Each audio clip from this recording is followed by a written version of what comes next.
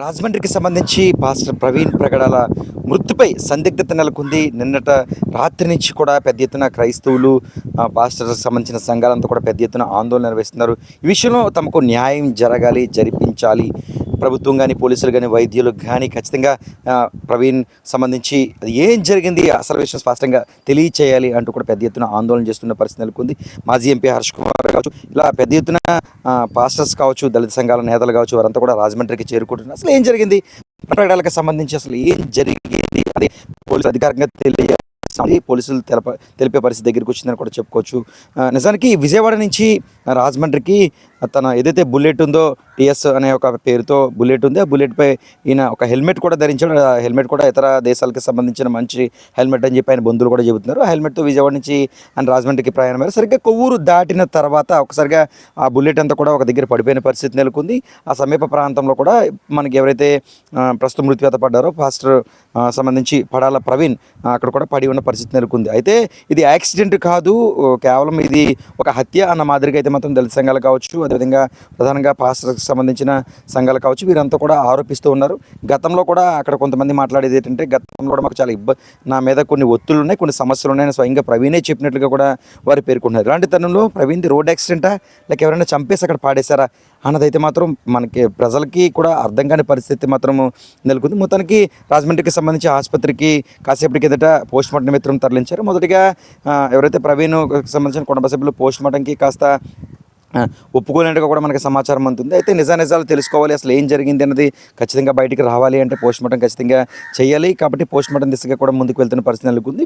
ఈ సంబంధించి మాజీ ఎంపీ హర్ష్ కుమార్తో పాటు పెద్దలంతా కూడా అక్కడ ప్రత్యేకంగా సమీక్షిస్తున్నారు, అధికారులతో మాట్లాడుతున్నారు. కాసేపు పోస్ట్ మార్టంకి ముందే కుటుంబ సభ్యులు కావచ్చు, ఆత్మీయులు కావచ్చు, బంధువులు కూడా ముద్దాయని చూస్తారు. అయితే పెదవిపై ఒక దగ్గర కూడా ఒక చిన్న దెబ్బ ఉన్నట్టుగా తెలుస్తుంది. అదేవిధంగా తొడ దగ్గర అంటే సైలెన్సర్ అతను కాలిపోయినట్టుగా కూడా చిన్నది అక్కడ ఒక దెబ్బ, కౌకు దెబ్బలు కూడా బాడీపై ఉన్నట్టుగా కూడా తెలియజేస్తున్నారు. ఇలాంటి తరుణంలో ఆయన రోడ్ యాక్సిడెంట్లో చనిపోయారంటూ కూడా పోలీసులు ఒక సీసీ ఫుటేజ్ అయితే మాత్రం రిలీజ్ చేసిన పరిస్థితి అయితే మాత్రం నెలకొంది. ఆయన రోడ్డుపై వస్తున్న తరుణంలో సెల్ఫ్ యాక్సిడెంట్ జరిగిందా లేకపోతే మరి యాక్సిడెంట్ అంటే ద్విచక్ర వాహనానికి ఎక్కడ కూడా దెబ్బలు లేవు. ఈయన కూడా హెల్మెట్ ఉండడంతో అసలు చనిపోయి అన్ని దెబ్బలు ఎక్కడ తగలలేదు. ఒకవేళ తలకు తగిలిందా బలమైన గాయం అంటే ఎక్కడ తలకు కూడా గాయం లేకపోవడం, హెల్మెట్ ఉండడం, ఇక దేహానికి సంబంధించి చిన్న స్వల్ప గాయాలు కూడా ఉన్నట్లుగా తెలియజేస్తున్నారు. ఇలాంటి తరుణంలో మనకి పాస్టర్ పడాల ప్రసాద్కి సంబంధించి అసలు ఎలా జరిగింది, ఈ రోడ్డు ప్రమాదం నిజంగా జరిగితే ఏ విధంగా జరిగింది అన్నది స్పష్టంగా తెలియాల్సి ఉంది. ప్రస్తుతం పోస్ట్ మార్టం జరుగుతుంది. ఆ పోస్ట్ మార్టంలో దాదాపు ఏ సమయంలో ఆ గుండె ఆగిపోయింది అన్నది మాత్రం పోస్ట్ మార్టం రిపోర్ట్లో వచ్చే అవకాశం ఉన్న నేపథ్యంలో మరికొన్ని ఏదైతే పోస్ట్ మార్టం చేస్తున్నారో దాదాపు చేసిన తర్వాత కూడా టైం బట్టే అవకాశం కూడా ఖచ్చితంగా ఉంటుంది.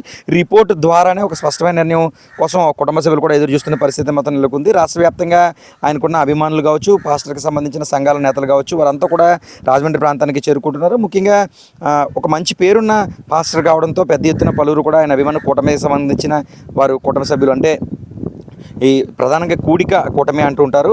ఏదైతే చర్చికి వచ్చే వారందరినీ కూడా ఈ విధంగా పిలుస్తుంటారు. వారందరూ కూడా సభ్యులంతా కూడా అక్కడికి చేరుకుంటున్నారు. తమ గురువు అంటే చక్కని విషయాలు, దైవతా విషయాలు చక్కగా బోధించే పాస్టర్ పడాల ప్రవీణ్ లేడనేది జీర్ణించుకోలేకపోతున్నామంటూ కూడా కన్నీరు మున్నీరు అవుతున్నారు. కుటుంబ సభ్యులంతా కూడా ఆసుపత్రి ప్రాంగణంలో రోధిస్తున్నారు. అయితే ఫైనల్గా ప్రవీణ్ పడాలది రోడ్ యాక్సిడెంటా లేక హత్య, ఈ రెండిట్లో ఏదన్నది స్పష్టమైనది తెలియాల్సి ఉంది. ప్రస్తుతం పోస్ట్ మార్టం నివేదిక అనంతరం మాత్రమే స్పష్టంగా వచ్చే అవకాశం ఉంది. అయితే ఇలాంటి విషయంపై కేఏ పాల్ కూడా స్పందించారు. రోడ్ యాక్సిడెంట్ జరిగిందని చెబుతూ ఉన్నారు. అక్కడ ఒంటిమి కూడా దెబ్బలో ఈ విషయంపై ఎటువంటి పక్షధోరణి లేకుండా నిజాన్ని ఖచ్చితంగా తెలియజేయాలి. అక్కడ రాజమండ్రి ఎస్పీ కావచ్చు, ఉన్నతాధికారులు కావచ్చు, ఖచ్చితమైన నిజాన్ని తెలియజేయాలి. లేదంటే ఖచ్చితంగా వేరే విధంగా వేరే చర్యలు కూడా తీసుకోబోతాం, ముందుకు వెళ్తాం, దేవుడు మిమ్మల్ని క్షమించడం అన్న మాదిరిగా కేఏ పాల్ కూడా కాసేపటి కిందట మాట్లాడిన పరిస్థితి నెలకొంది. మొత్తానికి రాజమండ్రిలో ఒక ఉద్రిక్తమైన వాతావరణం నెలకొంది.